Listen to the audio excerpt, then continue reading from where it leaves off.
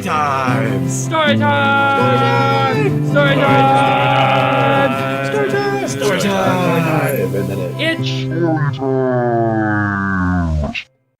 Howdy, folks. Happy Thursday to everyone. My name is Timothy Vilgiotti.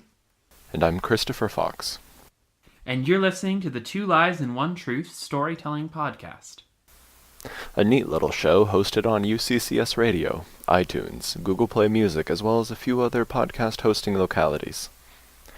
On this show, we bring you 3 stories. Only one of them is true, and it's up to you to decide which one it is. And it should be noted that we'll never say which is which. That's for you to decide. On this episode, our theme is paranormal. It's going to be very spooky. All stories were written by Christopher Fox. How did you come up with all the material, Chris? I've had a weird and mostly unbelievable life. Do you care to share? Just listen to the stories. Good luck trying to find the true one this week. That's very spooky. Ooh. Music on this episode is from a talented local Colorado Springs musician that goes by the name of Collin Estes. All the songs are from his upcoming sophomore album entitled A Ceremony of Carols. Hope you enjoy.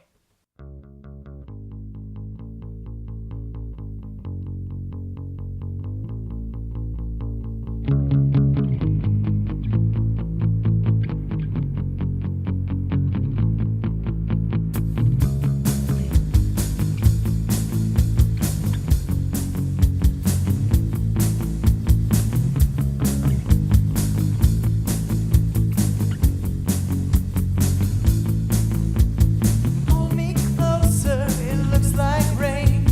Aren't you just a vision tonight? Drink one more to keep the spirits away.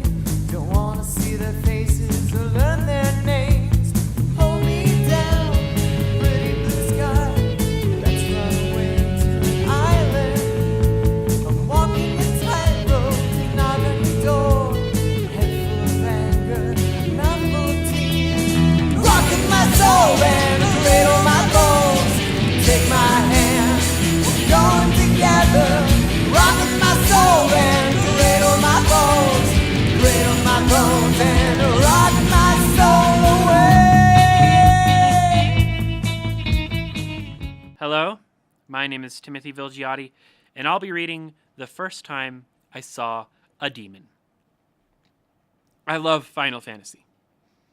If there has ever been any consistency in my life, it's been Final Fantasy. And one of my favorite classes to play was called the Summoner. Summoning entities from wherever they came from to do your will was fascinating. The latter Final Fantasies had differing views on how this happened, but because of that game, I started to read occult books on, well, virtually the same thing. Well, sort of the same thing. I read that it was possible, and in theory, I knew how to summon, what to do, and the steps to take. But the books started to get repetitive and boring. So I studied alchemy, too. It was like the way an advanced version of previous studies. And when I say alchemy, I mean the real kind, not what they say in chemistry, but the real, spiritual kind. It's sort of a joke because of certain anime, but it's real. Meditation is real, too. This one time I was meditating and I saw this really intense light. I even started to sweat. After I saw it, I began to move through it to a doorway. I couldn't pass through the doorway, though, but I saw somewhere that looked like home. After the meditation, I was in a trance, and I walked to my kitchen. I grabbed a bowl of water and put a bread bag top in the bowl. I set it down and then started to move the top around in the water. I found my hand moving in circles, and the object responded. It started spinning. I felt my chest explode, and I just laid on the couch, curled in a ball, and clutched myself. I don't know how long I laid there. Time didn't matter, but I wanted to tell everyone I could about what just happened. When I was finally able to move, I reached for my cell phone in pure excitement and pure joy and texted everyone, but no one believed me. So I stopped telling people about that stuff, and I kept diving into what was real. This stuff was real. What I found, though, started to scare me. Like, a lot. It wasn't a game like Final Fantasy. It was stuff that I was doing. I had become it. I had become a summoner. I stopped, though, and I don't do that stuff anymore. I'm into some other stuff, but I'll tell you about this anyway. You won't believe me, but I'll tell you. So I was meditating, and I left my body.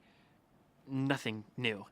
It's known as astral projection, and I did it a lot. I was just, chilling, flying around my living room. But then things switched. Something came to see me. I was outside of projections because I didn't place any. I was starting to get pretty confident in my ability, so I stopped taking precautions. That was a fatal error. From out of nowhere, a blackness, like nothing I had ever seen or read about, appeared and was there. There was only misery, absolutely nothing in that thing. I stared right at it as all the light got sucked into it. It was a black hole of death. It was in my head. It told me that I was worthless, that I should just die, that nothing I ever did or will do will be good. It told me that I was worthless, and it laughed at me. The black mass kept repeating how worthless I was and laughing at me. I couldn't take it. I was completely entranced, losing myself to it. I couldn't even try to resist. I found myself being sucked into that thing. The light of my being began to trickle out of me. I felt my heat begin to filter through my limbs and like a vortex move into that being. I felt a cold fill in the gaps. There in that astral plane, I snapped. I don't know what saved me, but I screamed. I yelled at the top of my lungs as the light emanated from my heart. It was a sphere that shot out in all directions from my being. The next thing I knew, I was on the other side of the room, still astral projected, stranded outside of my body. Holding the concept of myself, I wanted to go back, but I didn't know how to leave.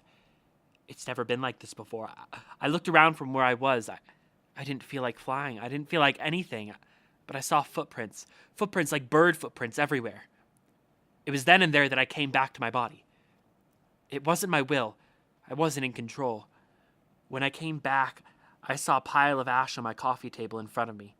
But it wasn't a pile any longer. It was a spray pattern coming out from my body.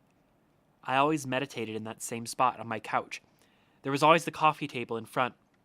I had a hookah on the table, and just a few days prior, some ash fell into a perfect pile in front of me. I hadn't bothered to clean it up, but now it was in a clear spray pattern away from me. For 3 days I stayed up, questioning what I saw. I beat Skyrim. It was all I could do. No one would believe me. I couldn't tell anyone. I just processed it by myself and cried because it was honestly what I wanted. It took a week for me to be okay enough to hang out around my friends. It took a few weeks to go back in public. It took months to meditate again. It's taken years to fully recover. I stopped looking into all that stuff and started studying other things. The experiences I had prompted other questions, more serious questions. The most serious question happened when I stopped studying alchemy for about a year after the experience with the black mass. You'd think I would have stopped immediately, but I wanted to know what that thing was. And I think I learned enough to be content, but I won't tell you. What I will tell you is that I stopped studying alchemy when I realized to change anything, you need to find that same element in what you are changing that is in yourself, and reach out to its heat to touch it, because then you're reaching out to yourself. That reminded me of the black mass. It reached out to my heat and began to dominate my person. When I realized that, I felt sick, because a new question came up. Why would I want to do what that thing did to me? Why would I want to do that to anyone? In that moment, I remembered all the experiments I did in my classes. I started to develop very advanced thoughts on consciousness, but had to walk away from it all. I stopped pursuing it because people's minds are their own business. I have no business there.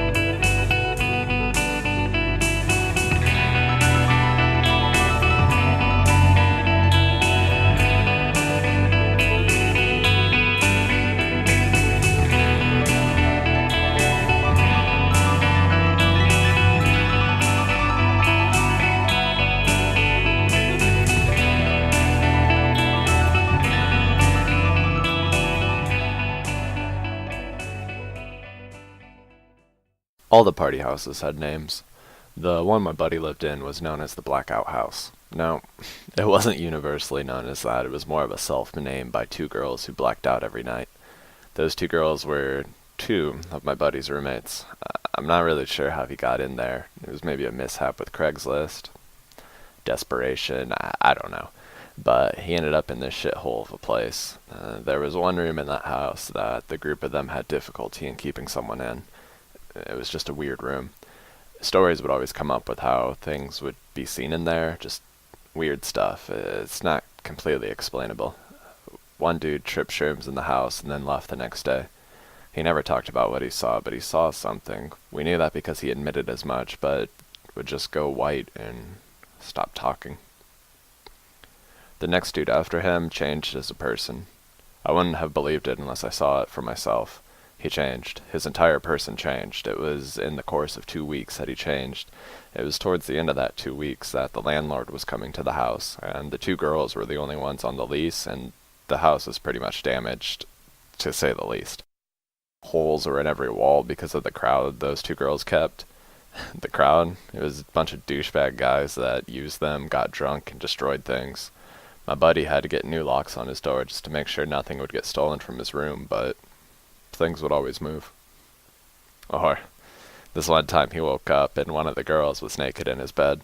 Now, no one wants STDs, and so he got out pretty quickly and washed all the sheets before he slept in it again. That's not even a joke. But what did become a joke around the house was the ghost. The ghost moved things around, and it was always my buddy's weed. The ghost was always what was thought to be the reason for people having a hard time in that one room, and what was suspected as the reason that dude left after his shroom trip. The ghost became a standard joke for the house. Like, anytime something happened, it was blamed on the ghost. Now, this was partly because most of the house was in a constant state of blackout, and due to that, when my buddy asked help, like cleaning up, before the landlord came, I agreed. He didn't have any other options because no one in the house was going to help. I distinctly remember the girls left for 2 days to party somewhere else and returned after the landlord came. We didn't know it at the time, but we suspected it. When I arrived that night, the house was a disaster. Like, I brought some cleaning supplies along just because I figured we would need 4 times as much as whatever my buddy had. I mean, C4 would have honestly been an easier solution because when I stepped into that place, I didn't believe there was a solution strong enough to get rid of the layers of grime and bad decisions that built up in there.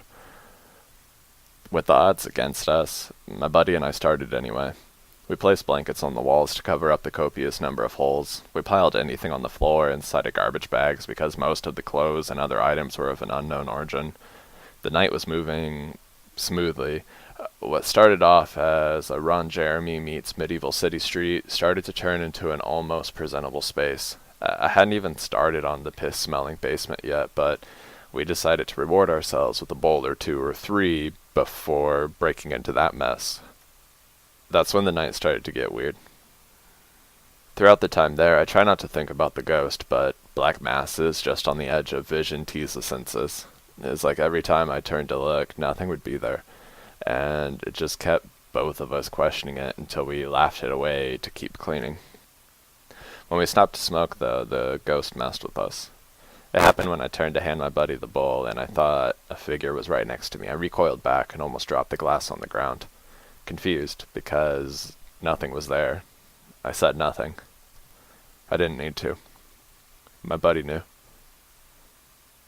The ghost had become such a reality for him that he didn't like to talk about it much beyond a laugh. He still had to sleep there. So I let it pass and didn't say anything until I saw the ghost move through a wall, into the hallway, and through another wall. It was something out of a terrible special effect from a movie. I've tried to place it into words, but I've never been able to get it right, even now. It just was this floating mass that looked like a terrible special effect that moved across the hallway and through the wall into the back room, the same room that no one could stay in. It was suspected by everyone in the house that was where the ghost stayed, or at least its origin. No one in that house was an expert on ghosts or were the spiritual or supernatural. They were just experts on drinking, so nothing definitive was ever offered in conversation towards its origin. It was just suspected. But that back room had an attic entry.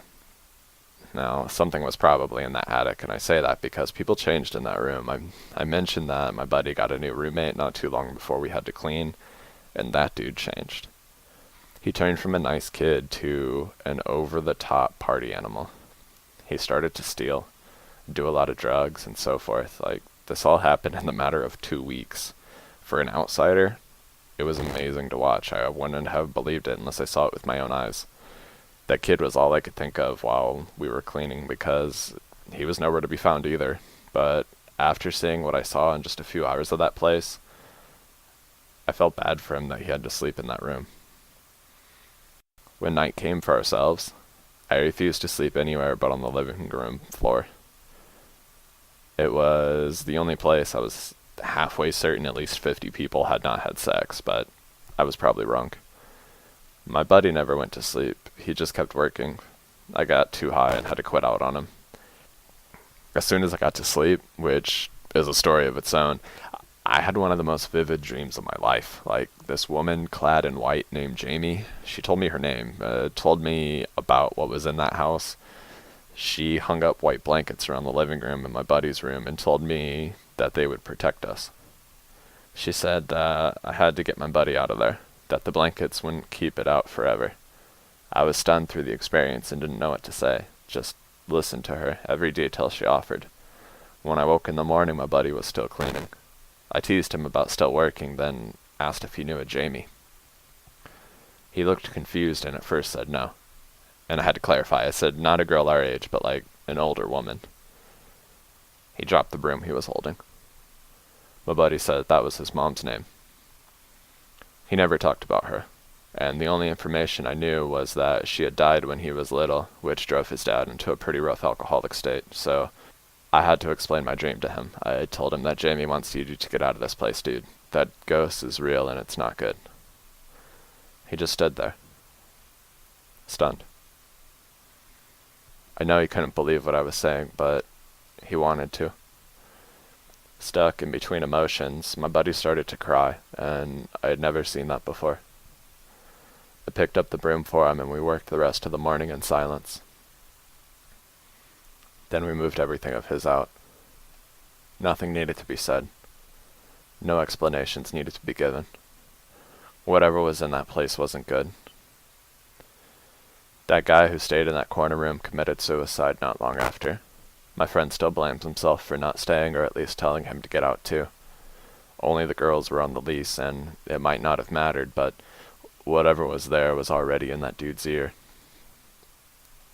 It was in the girls' ears too.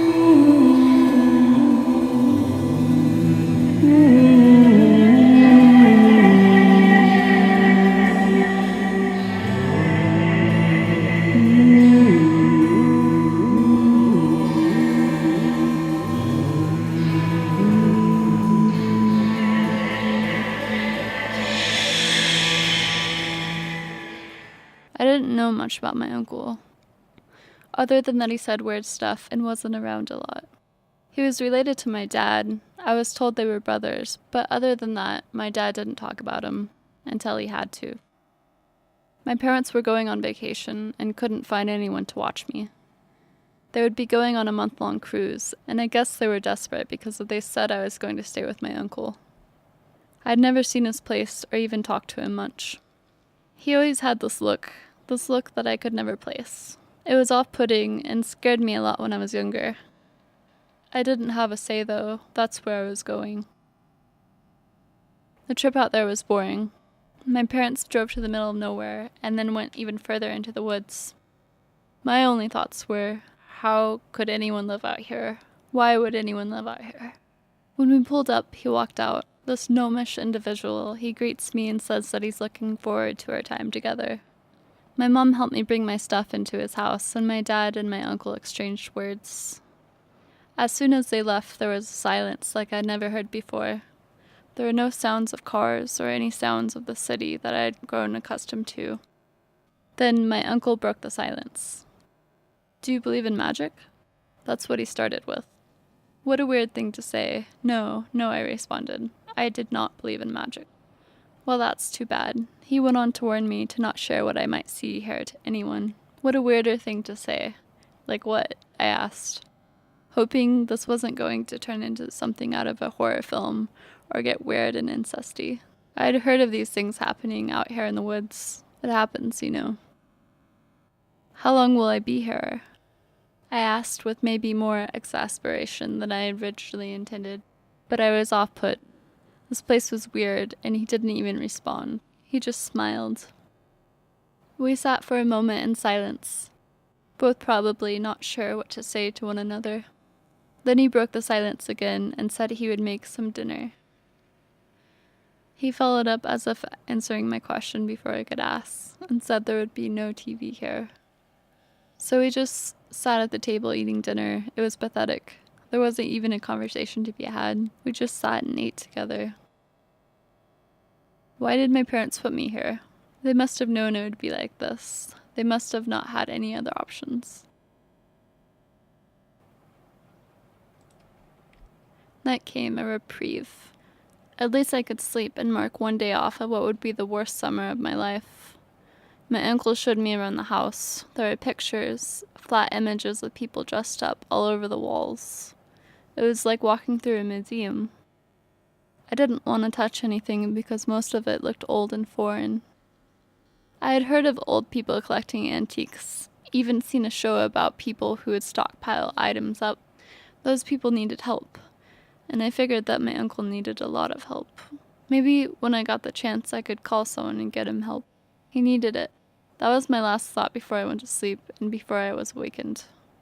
During the night, there was no reason to wake up other than a smell. It reminded me of waking up to bacon for breakfast. A smell that was so permeating that it infiltrates dreams and forces someone to wake up. A smell that is akin to a slap in the face, but I couldn't place the smell into any sort of smell that I ever smelled. If I could smell that smell every day, I wouldn't be mad. It was a beautiful smell. It reminded me of the springtime running and playing in the fields with my dad. It reminded me of every happy memory I had. It felt out of place here, and I was compelled to find the origin of it. When I got out of bed, though, my curiosity turned into something out of horror because the floor was completely wet. My socks became soaked, and I could feel the liquid begin to soak into my pajama bottoms. I made my way to the light switch by the door, hoping a pipe might have broken, that this liquid wasn't blood. That's how horror movies start out. When I turned the light on, I screamed. The liquid was from the pictures on the walls. Every single one of the pictures he had on the walls were all crying. I left the room immediately. That couldn't have been real. I kept repeating over and over while I went in search of my uncle. He had to have had an answer for this. Some pipes were broken in the walls or something. But the counter-argument came to my own realization. Why would the streams of liquid be all from the eyes? Thankfully, not long into my search, I found my uncle sitting in a room. There was a faint light, and I thought he might be asleep in the chair, so I turned on the light and went to wake him up. As I got close, I found him crying just like the pictures. With all the thoughts of what had just occurred out of my mind, I asked him what was wrong. He asked what I meant. Then I spotted his hands. "Did you cut yourself?" He said no. Then he saw what I saw. "You pierced your hands. I can see right through them." Almost passing out from the sight of the blood, he brought me to my sense and said no, that was a blessing. I asked if it hurt, and he said immensely. I asked if that was why he was crying, and he said no, it was something he saw. He wrapped his hands and his feet in cloth and showed me into a new room to sleep. He said he would explain things in the morning.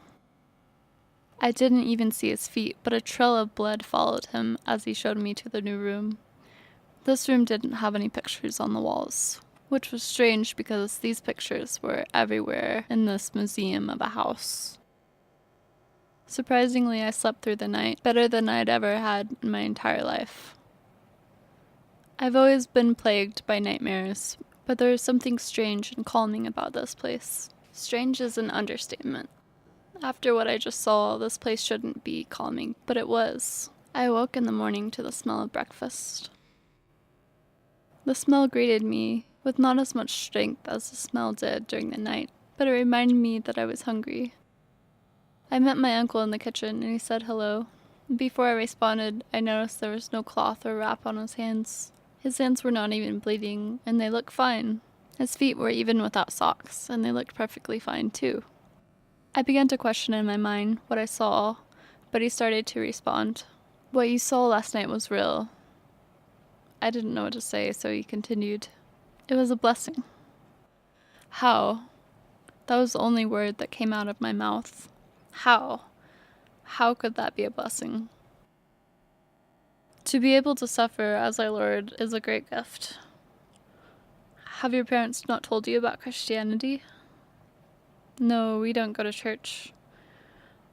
That's not a prerequisite. But haven't they told you? No. Well, then I'm glad you're here. This will be an interesting summer for you. Remembering our conversation from yesterday, I asked, was last night something I'm not supposed to talk about? He responded simply with yes. I had to push him further, so I asked simply, why? He said in an even tone, something that was more true than what I saw. He said, because no one will believe you. We sat and ate in silence. Silence followed me the rest of the morning. I didn't know what to say. When I couldn't take it any longer, I started to run around and try to find my uncle again. I checked every room. He was nowhere, so I went to the basement. He hadn't shown me down there yet. I started to call out, but began to hear a faint singing. I didn't figure he had anyone over, but it sounded like a wild group of people. I ran to the singing, and it started to get louder. I could see a light under the door, and the singing was on the other side. It had to be. I opened the door and thought I would find him piercing himself and expose what he was. I thought I would find him doing weird rituals with other people, robed. But what I saw was completely against everything I thought was possible. I saw my uncle floating 3 feet off the ground, shrouded in light. That's the only way to describe it. He was shrouded in light like I'd never seen. I wanted to run, but I couldn't. I couldn't do anything. I lost feelings in my legs. I became frozen in place, only to watch and listen. Listening seems to be the only sense I had that worked, and when my legs completely gave away, I fell to the floor, crying. I didn't know why I was crying. It was just beautiful. Everything was beautiful. There truly was magic in the world. There was something more, and he knew. My crazy uncle knew. Well, that got weird. Wow. Judgmental much? No judgment here. No judgment. Why are you sprinkling that ash all around you? Oh, what? This? I don't know. I don't know. I'm not trying to protect myself from any demonic entities or anything. Well, I hope not. Your ash sprinkling game is pretty far from on point. Timmy? Are you okay? I was joking.